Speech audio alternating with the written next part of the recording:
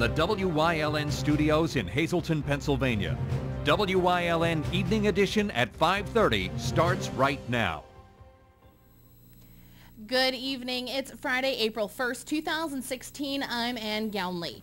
The Hazleton City Authority will be sending out notices to residents in Stockton numbers 6 and 8 to connect to the new water system. Construction is wrapping up on the water main. The project was funded by a $2.12 million grant.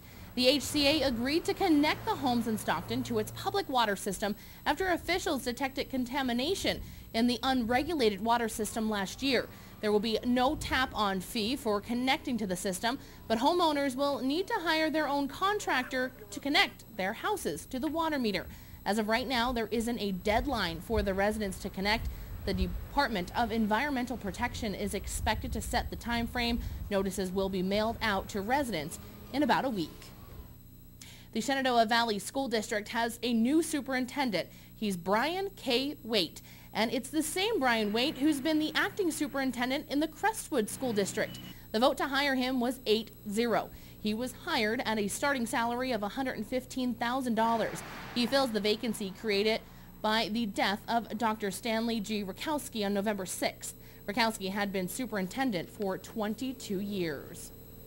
Former Luzerne County Court of Common Pleas Judge Louis Wetzel is the new member of the Board of Elections, and he's its chairman. He was picked to fill the seat left vacant by the expiration of the term of Jeremy Packard. The board had been down to 2 members, Republican Paul DeFabo and Democrat Gerald Haddock, since Packard's term expired. Packard, Dr. Tom Baldino, and John Ruckno announced in December they weren't seeking reappointment. According to the county charter, the election board must consist of 2 Democrats and 2 Republicans appointed by the county council and a 5th member of any party affiliation. There are now 3 Democrats running for the U.S. Senate nomination, not 4. Suburban Philadelphia businessman Joe Vodvarka has been booted from the ballot. Candidate Joe Sestak challenged Vodvarka's nominating petition, saying he didn't have enough valid signatures. Commonwealth Court Judge Kevin Brobson agreed. Vodvarka said he would talk with his lawyer about whether to appeal. Vodvarka, a conservative Democrat, owns a factory which makes springs outside of Pittsburgh. He'd run twice before. In 2012, he got 20% of the vote against Bob Casey despite spending very little money. In 2010, Sestak was successful in getting him kicked off the ballot. Sestak, former DEP Secretary Kathleen McGinty, and Braddock Mayor John Fetterman are still running for the nomination. Their winner will face incumbent Pat Toomey in November. New federal charges against former Wilkes-Barre City towing contractor Leo Glodzik III. Federal prosecutors have agreed to drop bank fraud charges against him as part of a deal that will see him plead guilty, mail fraud, being a felon in possession of a firearm, and filing false tax returns. The charges stem from his operation of LAG Transport for several years, the executive towing contractor for Wilkes-Barre. The charges allege Glodzik created a plan to rip off vehicle owners by charging excessive fees or by blocking access to cars held in storage at LAG in an effort to squeeze additional fees out of them. To get rid of the fees, owners would often sign over their title to LAG or Glodzik. U.S. Attorney Peter Smith's office also says Glodzik falsified his tax return by claiming 0 taxable income in 2008, when in fact it was over $408,600. He faces a maximum penalty of 33 years in prison and or fines totaling $750,000. Texas Senator Ted Cruz has won his case in the state Supreme Court and will be on the ballot primary. Carmen Elliott, a Pittsburgh resident and registered Republican, had argued that Cruz wasn't eligible to run for president or appear on the primary ballot because he was born in Canada. The state Supreme Court upheld a lower court judge's decision to dismiss the case. Commonwealth Court Judge Dan Pellegrini ruled March 11th that common law precedent and statutory history maintain that an eligible candidate includes anyone born to an American citizen regardless of where. Elliott acknowledged that Cruz's mother was born in the United States. Nesquehoning police broke up a drug deal in progress Thursday. It was happening in the parking lot of the Dollar General. It started with an erratic driver. Police tracked it and found a deal in progress. Police Chief Sean Smith said officers found 5 grams of crystal methamphetamine, 2 bundles of heroin, and approximately 60 Suboxone strips, as well as over $3,000 in cash in 2 vehicles. The occupants, who had not been identified, named in the investigation is ongoing, were taken into custody, and 2 vehicles were also seized. Francis Scarcella has died. He was a 2-term member of the Hazleton Area School Board during the 90s. He's also spent 8 years on the board of the Luzerne Intermediate Unit. He also was on the board of the Hazleton Housing Authority for several terms. Later, he was the chairman of the Hazleton Republican Party Committee. He and his brother Adam operated Mountain City Asphalt for 2 decades. Francis Scarcella was 75 years old. A local legendary football coach has passed away. Berwick Area School District Wayne Brookhart announced today that 6-time state champion Berwick coach George Curry has died. Curry coached the Berwick Bulldogs over a span of 4 decades. His career included 455 wins. He was known locally and nationally for his achievements. He ranked in the top 5 career victories nationally. Curry began his career at Lake Lehman and spent 3 seasons at Valley West. He led his Berwick Bulldogs to 4 consecutive appearances in district championship. Coach George Curry was 71 years old. And coming up here on WYLN, Eric DeBaradinas has more on the legendary coach George Curry and his legendary career. Well, it's time now for a first look at our forecast. Certainly a dreary day to start here in northeastern Pennsylvania, but what's in store for our weekend? Chief Meteorologist Joe Grabacek is in the Weather Center with the details. Joe, what can you tell us?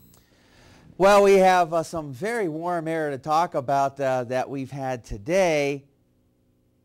No, it's April Fool's. We have no more warm air to talk about, at least for the next couple of days. I bet you were wishing we'd be talking about warm air over the next couple of days. It's not going to happen, but hopefully you got a chance to enjoy the warm weather while it lasted. Take a look at Berwick and Columbia County. They're enjoying temperatures already, still in the 70s, but got a little bit of those winds, 12-mile-per-hour winds with a wind gust of 20 miles per hour.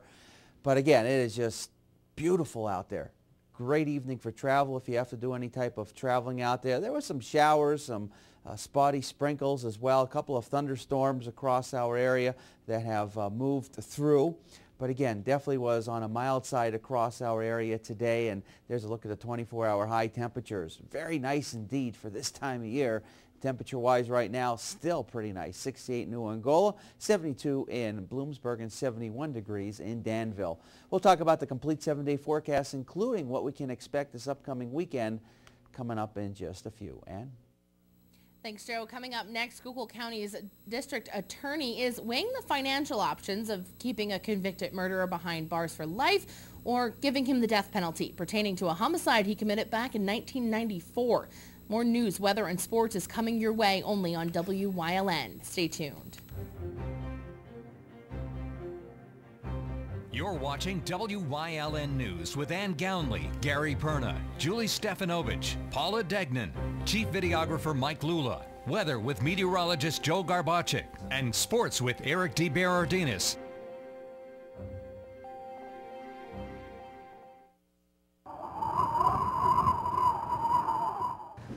Hey kids, I'm home.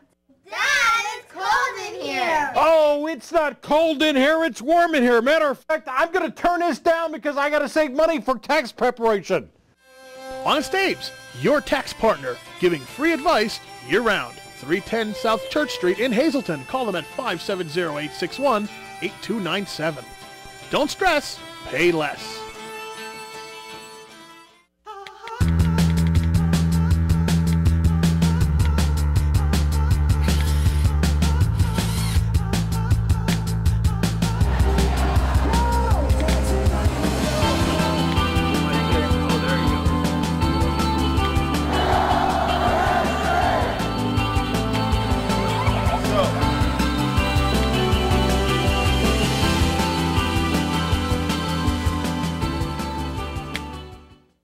S.J. Kowalski is your Mitsubishi Diamond contractor. They can install a Mitsubishi electric, Mr. Slim ductless heating and cooling system. Mr. Slim systems are designed to make any living space in your home inviting. You can have a different temperature control for every room in your home. The money-saving technology can save you 25 to 50% on your heating bill.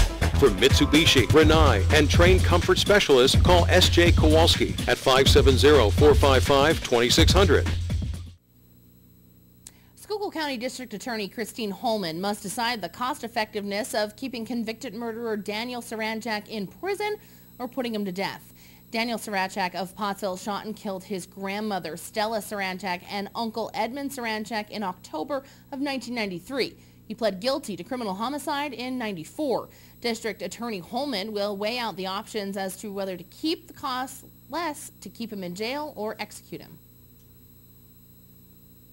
Have to be balanced out and weighed against the cost of putting someone to death in Pennsylvania and the fact that there really hasn't been anyone executed for many years, and of course a life sentence, which certainly does continue to cost taxpayers money, but there's a whole bunch of different factors that have to be weighed out, and certainly myself and my staff will be doing that.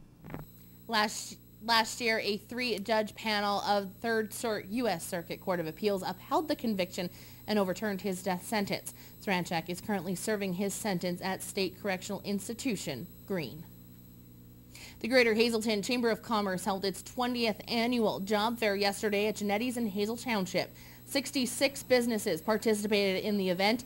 Vendors included industrial and service businesses, educational and job training institutions, and military services and employment agencies. We spoke with Leanne Falabelle, the Vice President of Marketing for the Chamber, who says each year it's a great event for the people of the area who are still looking for jobs. Our Chamber holds this job fair every year for our business community as well as the community at large. So it gives the businesses in the area an opportunity to, show the community what kind of job opportunities they have available, and then it gives the community an opportunity to see what kind of job opportunities are available right here in Greater Hazleton. For those who attended the job fair, there was a special survey for them to fill out in order to help local businesses. Every year our chamber also does a wage, salary, and benefits survey. We survey our membership, particularly our industries in Greater Hazleton, and they fill out a survey for us and we compile all those results, and then we have a survey available for sale for businesses to use, and they use that as a negotiating tool, and also make sure that their salaries and benefits are in line with everyone else's in Greater Hazleton. And it's a very popular tool for the businesses and industries in Hazleton, and we do have that now. We just completed that, and we have that available at our chamber office. Falabelle said there were over 300 people who came out yesterday, and the Chamber hopes to continue this job fair for many years to come in order to help those find their dream jobs. Coming up next, Chief Meteorologist Joe Garbacik is back with a full look at our forecast. Plus, we'll hear from Columbia County Commissioner David Kovach on the flood wall nearly completed in Bloomsburg. Stay tuned. More news is headed your way, including sports, with a look back at the legendary football coach George Curry and the legacy he left behind. Stay tuned.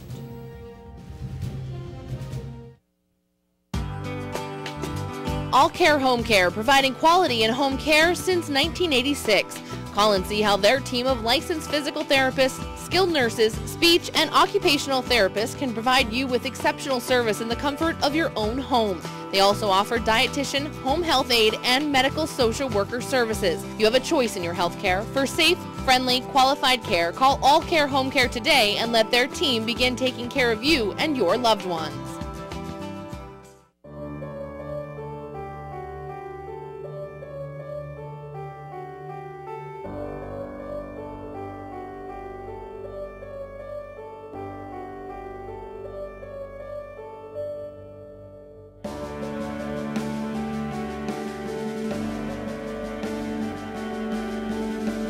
You deserve to look your best.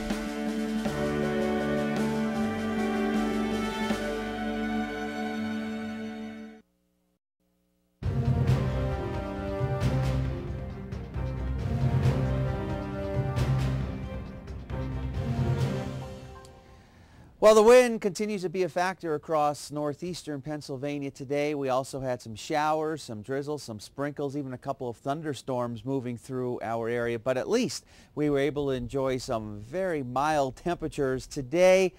Well, I almost hate to say it, and it's no April Fool's joke. I'm telling you this right now, that today is the last of the mild weather for at least quite some time, possibly for a whole week or so. We're going to be returning to some winter-like temperatures and even a chance of some, you know, that four-letter word, snow, maybe a little bit. We'll talk about that in a little bit. But on to the graphic for the day. Well, it's all thanks to that pesky, miserable, no good, you can name it whatever you want to name it, front that has been coming through that really is changing our weather, and it's going to make a big change as we head into the weekend and pretty much the entire week next week. Ahead of the front, of course, we had some of the showers, thunderstorms, and the mild weather behind it. It's going to bring in that colder weather. Live 35 Skycast Doppler. Really see nothing going on in our immediate viewing area. Still mild, 65 degrees outside our station in Hazleton. We kind of got gypped from any type of rainfall. We only picked up about 1/100 of an inch since the midnight hour. Take a look at these temperatures. You know something's happening when you see 70s to 80 degrees in Philadelphia, but you look out toward the west, temperatures have already dropped into the 50s and 40s. That's the front, and as it comes through, it brings in that colder weather. Strong wind gusts up in the Wyoming Valley area. Gusty winds. Temperatures, though, mild, 60s to near 70 degrees. There goes a shower, some thunderstorms moving through. And we start to clear things out, and then it brings in a colder air as we head into this weekend and as we head into pretty much an entire week next week. There's the numbers for you. You could see considerably chillier for tomorrow, and even gets colder. Look at these 20s and 30s as we go into our Sunday morning.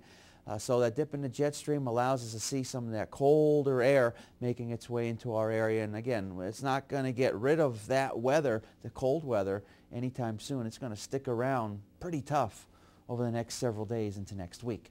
Extended forecast looking like this. Say goodbye to the warm temperatures.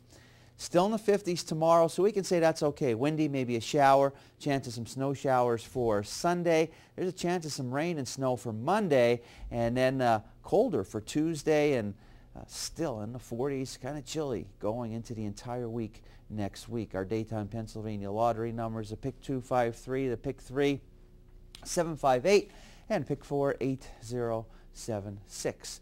Pick 5 numbers 00740. And treasure hunt numbers 2, 13, 15, 22, and 27. Stick around. We'll have a lot more for you coming up after these commercial messages. Okay, that's good. Right there. What's this for par? This is Delta for par 3. Okay, I'll get second forward.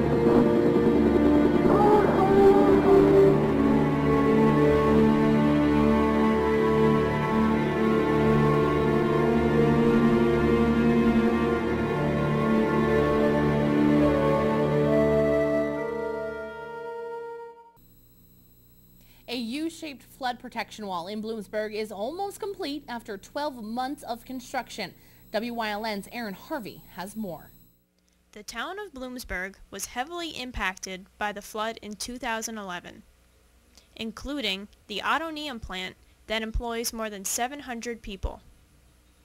Since then, the town received federal and state funding to construct a flood protection wall around the plant. The Columbia County Commissioners, after the Corps of Engineers left town, they were looking at building flood protection for the whole lower end of Bloomsburg, and that wasn't going to work out. When that happened, this Board of Commissioners, myself, Chris Young, and Rich Ridgway, went and talked to the state and the federal government to get protection for this plant that we're standing right next to, the autoneum plant. Which is an international company, and they manufacture carpets and mats for a number of auto manufacturers. This project has been ongoing for the past 2 years. The project started in 2014, and we're hoping by the end of this year that the wall will be pretty well complete. We're expecting to have some degree of flood protection by July. The town received money from the state, federal government, and the autoneum plant. We've received $15 million from the federal government, economic development, and $12 million from the state, H2O funds. Autoneum has put in $2 million, and Columbia County is the applicant, so everything runs through us. The past floods have severely impacted the town and Autoneum plant. By putting up this wall, it will protect the plant from the Susquehanna River and Fishing Creek. In 2006, we had a devastating flood, and then 5 years later, Columbia County suffered the worst flood of all times. It was the record water level for Columbia County. Bloomsburg was absolutely devastated. This plant had water in it. A number of other properties, it was just awful. Our business is an original equipment supplier to the automotive industry, and in the last flood it severely impacted our ability to supply our customers and created large disruptions in the North American automotive industry. So the wall is absolutely integral to ensuring that we are able to continuously supply our customers with the products they need in order to keep their business going. Columbia County is looking to put a flood protection wall near the Bloomsburg schools. Currently there's about 700 direct, good-paying jobs here at Autoneum. We're marketing the other building. Hopefully we can get somebody back in there. And with it ending just short of the Bloomsburg High School, once our project is done, the high school is already talking about adding on and protecting all of their buildings at the high school. The wall is about 70% complete and is expected to be finished within the next 3 months. For WYLN News, I'm Erin Harvey. Thanks, Erin. Coming up next, Eric DeBardinas is in with sports here on WYLN. Plus, Chief Meteorologist Joe Garbacik will have one final look at our forecast. Stay tuned. The Helping Hand Society's annual telethon will be held Saturday, April 23rd, live from the Health and Wellness Center at Hazleton and broadcast on WYLN TV 35. Enjoy local and regional entertainment all day Saturday from noon until 11 p.m. The Helping Hand Society's annual telethon live from the Health and Wellness Center at Hazleton on WYLN TV 35.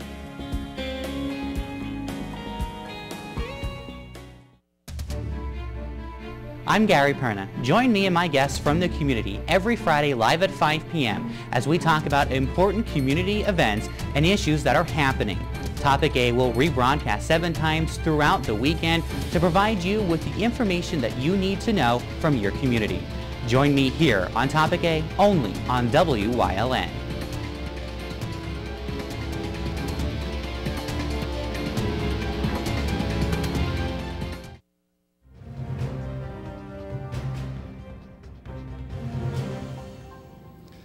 I'm Eric DeBardinas, live from Crispin Field. It's a beautiful spring day, but a very somber one here in Berwick. Earlier this morning, legendary Bulldogs head football coach George Curry passed away, and he's a man that made an impact both on and off the football field. Berwick just got done with practice, and a lot of those guys played for Coach Curry. I'm told that he was very much a presence even 4 months after coaching his final game and 8 months after being diagnosed with ALS, the disease he succumbed to this morning. We remember the legendary head coach, George Curry. I owe everything to those kids in Berwick, believe me. Well, really, Berwick owes a lot to George Curry. The way you handle an obstacle is overcome it. He was undersized as a football player, but larger than life as a coach. George Curry won 455 career games, the most ever in the state of Pennsylvania. George Curry won 6 PIAA, AAA championships. George Curry won 2 USA Today Coach of the Year awards. Hundreds of his players went on to play college ball. George Curry was a football genius. He would make tackles all over the field. One time he'd make a hit on the line of scrimmage and stuff you for no gain. But his impact stretched far beyond the hash marks. We always have a positive attitude. In October, prior to Curry's final regular season home game, over 200 former players gathered to honor their coach in an event titled Curry Strong. That night, we caught up with former Berwick and Notre Dame quarterback Ron Paulus, who spoke about the impact Curry had not only on his football career, but his life. The work ethic was incredible, and he instilled that in us. But more than anything, Coach Curry gave you confidence to believe you could win, to believe you could succeed on and off the field. And that's really the kind of thing that is special when you walk away. There was an immediate outpouring on social media from former players, opponents, those in the coaching fraternity, Berwick fans, and just fans of high school football. C.J. Curry, who played quarterback under his grandfather a few years ago, tweeted, "Rest in peace, Pop, until we meet again." On our Facebook page, former Hazleton area Cougar and current Bloomsburg Husky Chad Hoffman stated, "Coach Curry is one of the main reasons why I am playing at a high level of football at Bloomsburg University. I never played for him, but at his camps throughout high school, he went out of his way to help me throughout the recruiting process. Such a respectful man that changed a lot of young men's lives. Hashtag thank you, Coach Curry."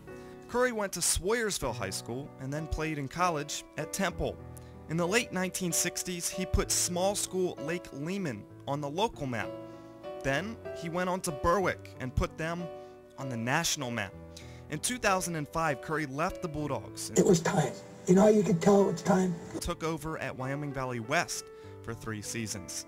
After stepping away from coaching for a few years, Curry returned to Berwick in 2012 and led the Bulldogs to 4 straight district championship games. Last May, the program was suspended for 2 weeks due to allegations of recruiting by the coaching staff. In June, the Berwick School Board voted that 2015 would be Curry's last. And it was. Despite all of his victories, George Curry could not beat ALS. George Curry was 71 years old.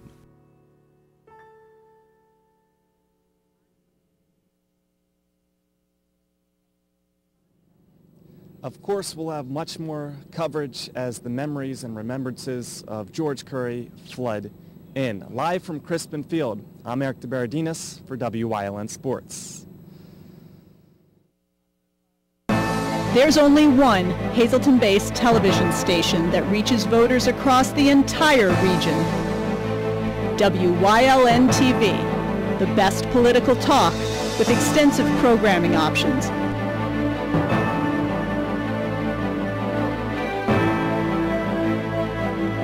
WYLN TV, your stop for political talk.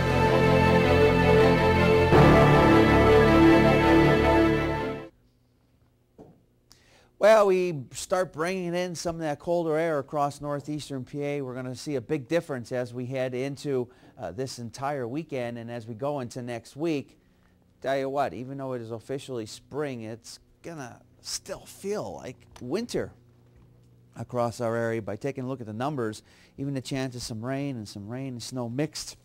So we're in the 50s tomorrow. It's going to be windy, passing shower or sprinkle, and then say goodbye to that weather because we got some snow showers for Sunday, some rain and snow mix for Monday, and then colder for Tuesday, only 33 in the 40s for Wednesday. Chance of some showers by the ending part of next week, but again, at least through the next 7 days, it's going to be kind of chilly. All right. Well, thanks, Joe. Yep. And we'll stay strong that there's not a lot of rain, but what do you expect? Yeah, eventually it'll get warmer it's again. April. Yeah. All right. Well, we just want here at WYLN to extend our deepest condolences to the Curry family and all of the players who have played with them throughout the years here at WYLN. We were honored to have the Curry Report, and I'll tell you what, if anybody knew football, it was Coach Curry. So once again, we here at WYLN would like to send our condolences. Have a good night, everyone.